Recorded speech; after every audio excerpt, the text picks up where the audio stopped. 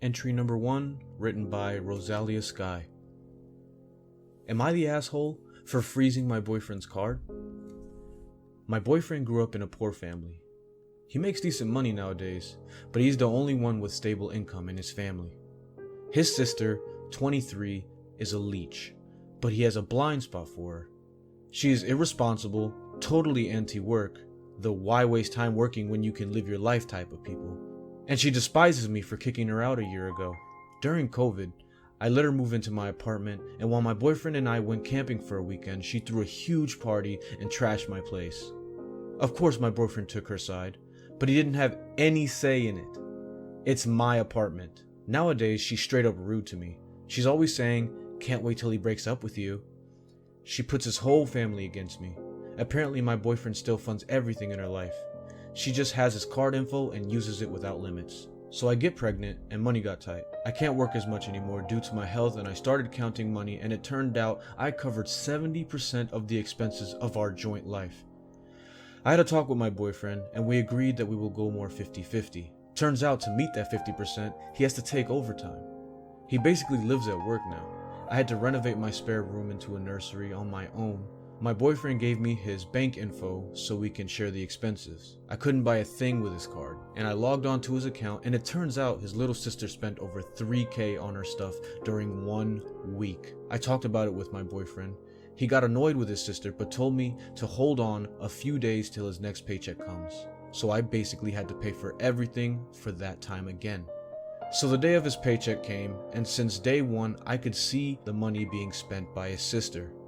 I got annoyed and froze his card only to unfreeze it when I needed to pay for some baby things. My boyfriend didn't even notice it for a few days till his sister called crying. She's broke, she can't afford food, she's hungry, etc. He told her to just use his card, and she said it doesn't work. He checked his account and saw I froze it. He made a massive argument about it, and I told him if I didn't do it, he would run out of money again. I also told him he works all the time, so I didn't have a chance to have a conversation about it, and instead of sponsoring the life of a brat, he should think about his own kid. I told him I don't want a husband who leaves me to do everything on my own without any help, because he has to work for someone who has never worked a day in her life. He told me that he would never be a husband of someone as selfish as I am. I told him if he wants to see my selfish side, then I want him to give back all the money I spent on him, even though he earns more than me, because I would like to go on a shopping spree like his sister does all the time. He called me pathetic and hasn't spoken to me since. I don't think I'm in the wrong, but I might be blindsided, so I would like to hear the opinion of strangers. Am I the asshole? Entry number 2, written by user/TYCJY. Am I the asshole for eating my cupcake outside? I have a 10-year-old daughter who loves frosting. Every week I buy cupcakes for me, my wife, and her, and she always eats my frosting. These past few weeks I decided to eat my cupcake before going inside. She asked me where my cupcake is, and I told her I don't like cupcakes anymore, so I only bought 2.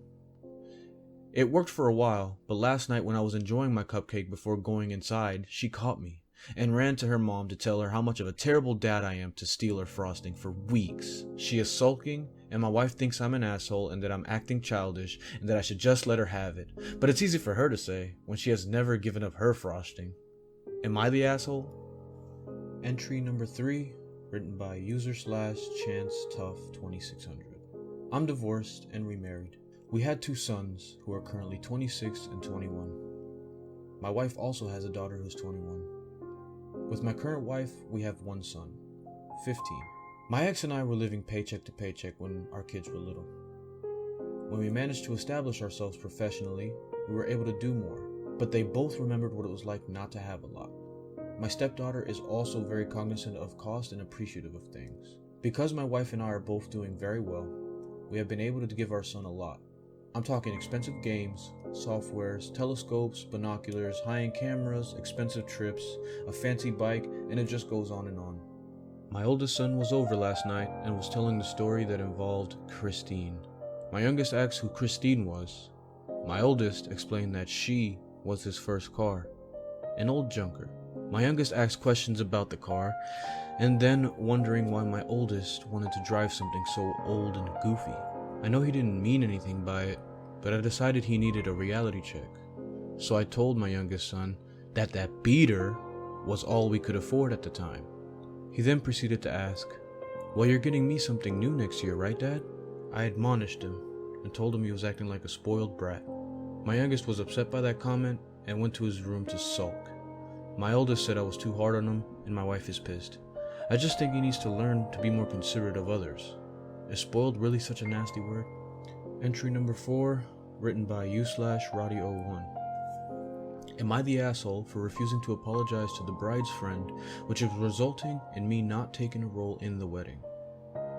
So one of my 26 male very best friends, Cody, is getting married this fall.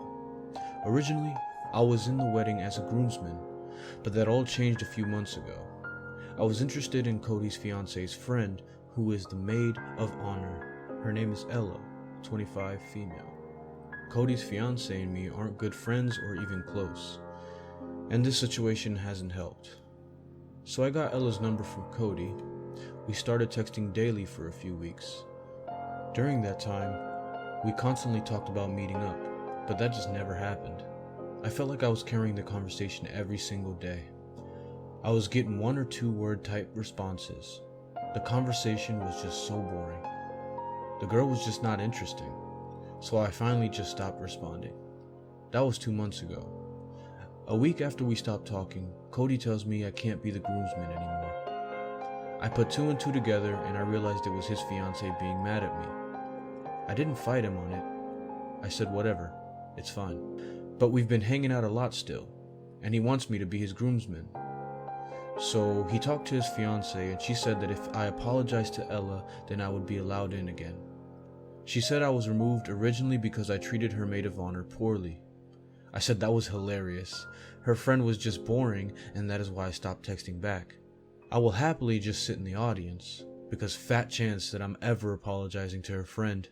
Well, this has caused even more issues now, because Cody and his fiance are fighting about it. So to cease the drama, I said I just won't show up. I'll send a gift and let everyone go about their lives. But Cody is saying that isn't fair to him, because he wants me there, and is now demanding the maid of honor also be removed if I'm not going to be there. His fiance is blowing up my phone, begging me to just apologize so everyone can just have fun. I told her I only apologize to people I'm sorry to, not for some kind of weird ego issue that her friend seems to have. So she can tell her friend to get over it, because I'm not apologizing for shit. Just let me know if I'm coming or not, but don't expect me to bow down to anyone. Am I the asshole? Entry number 5, written by user/tumbleweedmammoth900. I, 37 female, have joint custody for an 11-year-old child with my ex-husband. He's pretty hostile towards me because I collect child support from him even though we have shared custody. He even got himself a paternity test. The hostility is usually passive and we don't talk often, but he has expressed it verbally before and called me names. He called me a dumb bitch before through text. He doesn't ever let me into his house, not that I want to, or let me near his family or other children. I don't want that either. If my son is with me on his birthday, he doesn't come over, nor does he let his other children come over. He just celebrates it on his day. My son even recently told me that he thinks his dad's whole family doesn't like me. This summer, he wanted to take my son to Greece for 3 to 4 weeks and then to his Australian vacation home for another 2 weeks. He has 3 other children. The oldest is 8 and pretty close with my son. But why would he make it so long? A month and a half? Taking a child out of the country requires the full consent of both parents. I said no. My son was disappointed, but I made him understand how Greece could be dangerous for young children. My ex and family ended up going without my son. They cut their vacation short 3 weeks, decided to skip Australia, and came home early.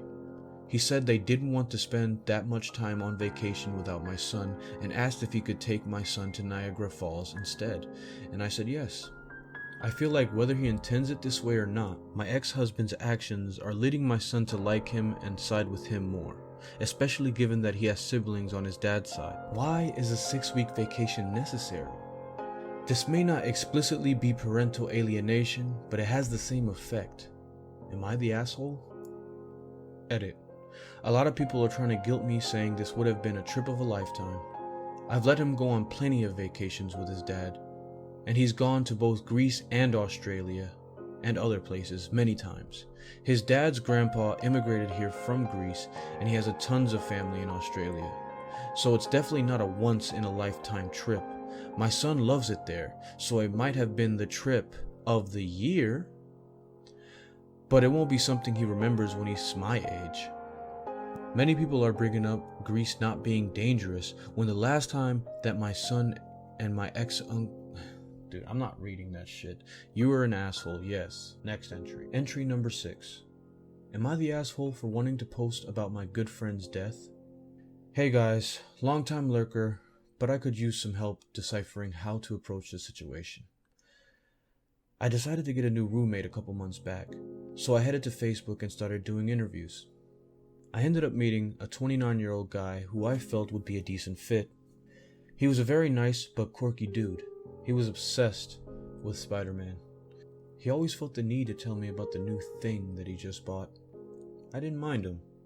He was a pretty quirky dude. When we would talk, he would mention how sheltered he was growing up. He held a lot of resentment towards his extreme, fundamentalist religious family. He felt that they set him back in many ways that he may never be able to recover from. He said they would keep him from hanging out with other kids his age because they were worried about bad influences. All the pieces kind of came together as to why his oddities manifested the way they did. Fast forward 3 months, and he decided even though living together hasn't been bad, he wants his own place. I understood, and he left on good terms, hugs and all. Within a month of him leaving, I get the word that he passed away in a motor wreck. I have pretty unsatisfied feelings about the whole situation. I was really looking forward to watching him grow as a person away from his family. I was told of what happened 4 days after his passing, so I went to Facebook to try and get the word out about his passing. There was no post mentioning his death, and I wanted people to know. His family reached out to me days later, asking for the post to be taken down for privacy reasons and their grieving. I had a hard time caring what they think. I never met them. I don't wish them any more pain, but I'm also grieving alone because he didn't get out much, and no one really knew him. This kind of situation sucks, but am I the asshole for posting about a passing nearing a week at this point? Input appreciated. Sometimes emotion makes it hard to think clearly. Thanks. Entry number 7. Written by user/confident double337. Am I the asshole for not buying my family a house? I am 24 female, in college after transferring later due to family struggles. I started a business of private tutoring when I was 18. My dad saw this and decided we needed to expand this business. My stepmom took this idea and went to her mom with it, and they opened a daycare by themselves.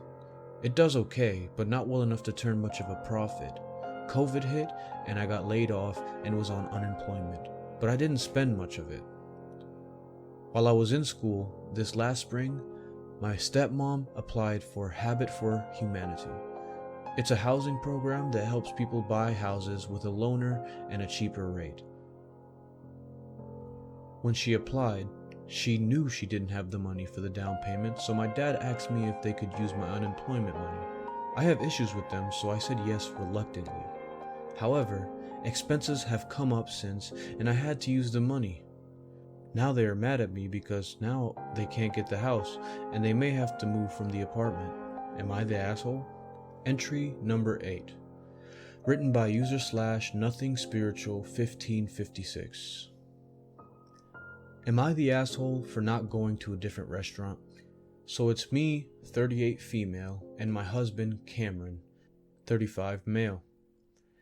And I have Millie, 7 female, and my husband has Mo, 15 male, from before. So my family has a tradition of meeting up at a seafood restaurant in the town I grew up in. We plan to get together for this weekend as it's the last weekend before the kids have school. It was just supposed to be us and my parents for dinner. It wasn't Cameron's weekend with Mo, but his ex had something come up. We didn't mind having him come along, but here's the issue. Mo is allergic to seafood. There weren't really any alternate entrees, but they had a lot of sides, so I figured he could easily have some of those. When we saw the menu, Cameron whispered to me that there wasn't really anything Mo could eat and asked if we can go to another restaurant. The problem was that my parents don't eat at chain restaurants, and that's really all else there is. Also, my dad's diabetic and needs to eat. To keep things going well, I decided we should stay where we were. I thought things had gone well, but before we left, Cameron pulled me aside. He said he was upset that I didn't seem to care that his son ate applesauce for dinner because he couldn't have a meal, and that the sides were mostly fried things cooked on the same equipment. He said that if it had been Millie, that I definitely would have insisted that we eat somewhere else.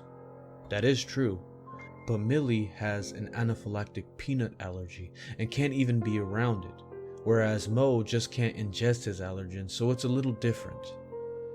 I didn't mean to cause trouble, and I did get Mo a Happy Meal on the way back so he didn't starve or anything, but I had no idea he was coming until this morning, and so I'm not sure it was on me to cancel plans. I didn't know we were going to have this problem. Cameron said that I should just count him out on getting together with my family from now on, and he's going to have to rethink things with us. I wasn't trying to slight my stepson. I understand that there was a lot at play here, but I wonder if I handled it correctly. Am I the asshole, Reddit? Entry number 9. Written by user/throwaway563. Am I the asshole for refusing to give this woman her grandma's wedding dress and jewelry back? I, 26 female, bought a hoarder's house back in May 2018.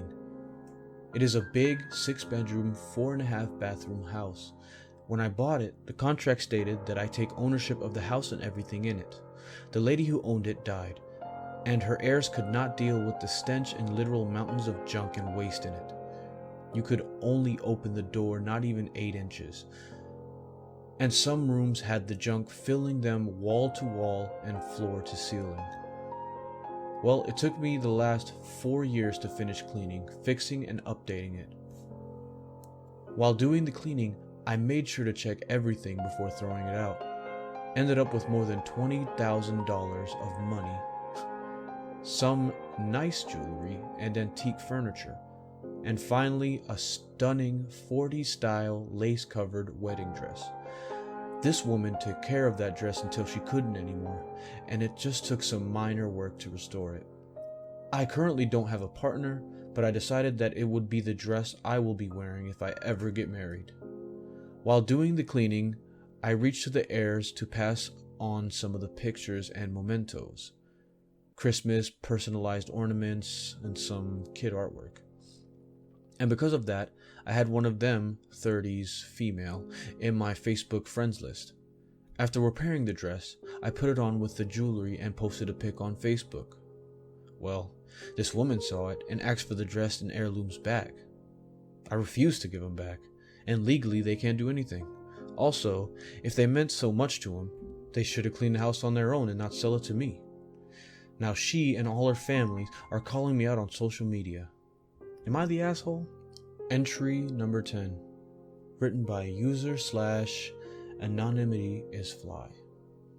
Am I the asshole for asking my housemate to give me a heads up if a guy is spending the night? I am living in a shared college apartment with 5 other girls. We all have our own rooms, but we share bathrooms and living space. I told them I don't care if they bring their boyfriends over, but just to let me know beforehand so that I don't accidentally expose myself in front of random guys. Most of them have no issue with this and give me way more notice than I asked for, but one roommate, Angela, kept forgetting. When I tried to talk to her about it after the second time it happened, she got really defensive and kept saying that she was an adult and didn't need any of my permission, that she could do what she wants. I agreed that she didn't need my permission. It was just about courtesy, a heads up, so that I know who's around where I am living. 2 roommates agree with me, 1 is staying out of it, and 1 is saying that she also doesn't get what the big deal is, and that I should just assume that any one of them could have someone over at any time. Am I the asshole? And that is the end of the video. I'm really happy that I made it to the 20-minute mark, because finding stories that are worth narrating, it's a chore. And one thing I have noticed about Reddit is people cannot fucking write. I had to edit some of these entries so that it can flow well enough for me to narrate it so that you, the listener, can understand. I feel like an English composition major. It's quite the chore to make these videos, and which is why I'm going to remind you to like and subscribe. That would really help me out the most. It'll make all of this work worth it. I really want to make a career out of this YouTube thing. It's been a dream since I was a little kid. And what else? If you don't want to like and subscribe, right? At the very least, I'll ask that you tell me in the comment section who was the biggest asshole out of all these, because there were some pretty big assholes that we covered tonight. Even that will help me out if you just engage with me. I'll pin a comment. Best comment gets pinned. My goal for the end of the year is 50 subscribers on this, and I'll have more videos coming soon. Thank you for watching, and have a good night.